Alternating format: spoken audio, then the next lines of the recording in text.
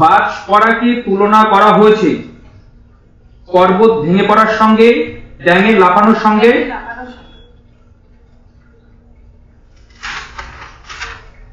দীপঙ্করের শিখা জলে চীনে মঙ্গোলিয়ায় চম্পাকে যে দেশ চিনেছিল? সিংহল। কবি যা সেজে এসেছে?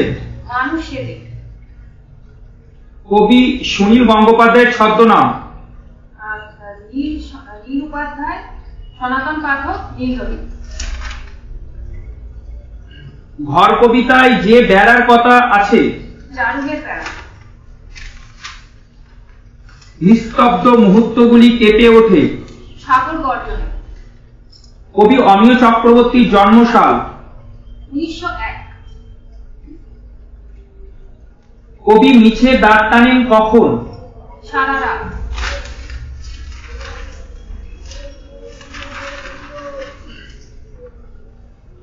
ড্যাশ পানে চেয়ে আছে দুইখানি গ্রাম? দোহা পানি। আকাশে সাতটি তারা কবিতায় মেঘের রং? লাল। কেশবতী কন্যার চুলে ভাসে কবি মুখে এবং চোখে। সারাটা রাত স্বপ্ন এঁকে রাখে তারায় তারায়।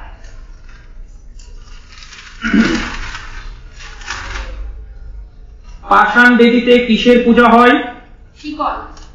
মার হাক হৈদ্রি হাক কাঁধে নিয়ে ড্যাশ ড্যাশ কবি কাঁধে নিতে বলেছেন? দুন্দুভিধা।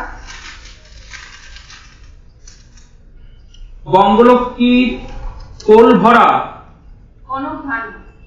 অতীশ জ্ঞানের দ্বীপ জ্বালেন তিব্বতে। আমাদের মনের অকারণ স্পন্দন থেমেছে সত্যকে প্রণাম করে। রাখালের বাঁশিটি অবুঝ বেবুঝ ব্যথার বাঁশি কবিতায় এই নামটি যার দেওয়া? কর্ষাদের দেওয়া। বুকের উপর অন্ধকার কিসের মতো? কঠিন পাথরের মতো। জন্মভূমি আজ কবিতার পংক্তি সংখ্যা কটি? 20টি। 15টি। 18টি। এখন সে ড্যাশ মূর্তি নয় প্রতিমা নয়। প্রতিমা নয়, মূর্তি নয় এবং প্রতিমাও নয়। কবিতা সিংহের ছদ্মনাম? সুলতানা চৌধুরী। সহজ সুন্দরী নামটি কবি সংগ্রহ করেছেন? চর্যাপত্র। কবিতা সিংহের জন্মসাল? 1931। শোকের কর্ণিকে শব্দের অর্থ কি? চুন বালি ইত্যাদি লাগানোর জন্য রাজমিস্ত্রিদের ব্যবহৃত যন্ত্র।